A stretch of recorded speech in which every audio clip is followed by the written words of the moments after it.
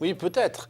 Mais bon, essayons de comprendre ce qui a pu se passer dans cette petite zone qui est assez stratégique et facile à tenir. Alors, l'armée de l'opposition, les forces d'opposition qu'on appelle l'armée syrienne libre, étaient retranchées là.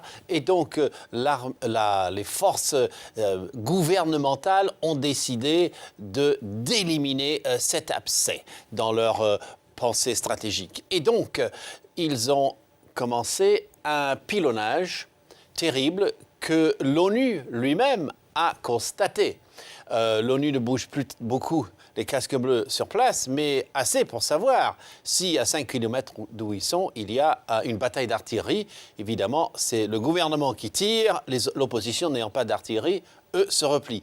La population aurait déjà quitté Tremsa quand le gouvernement a vraiment mis un maximum de bombardements et d'hélicoptères de combat et a véritablement tué tout ce qui restait de vivant, toutes les forces d'opposition. Voilà comment ça se serait passé. Alors, Harold, avec ce qui s'est passé à Tremsa, est-ce que les lignes vont pouvoir bouger à l'ONU? Alors, il y a une telle consternation parce qu'on n'a jamais atteint des chiffres pareils. Et donc, Kofi Annan, bien sûr, s'est dit horrifié, on l'a noté. Les Russes, eux, continuent de dire que ce sont des combats réguliers, tout à fait normaux, entre camp A et camp B, et qu'il y a pas mal de soldats gouvernementaux qui sont morts. C'est peut-être vrai d'ailleurs.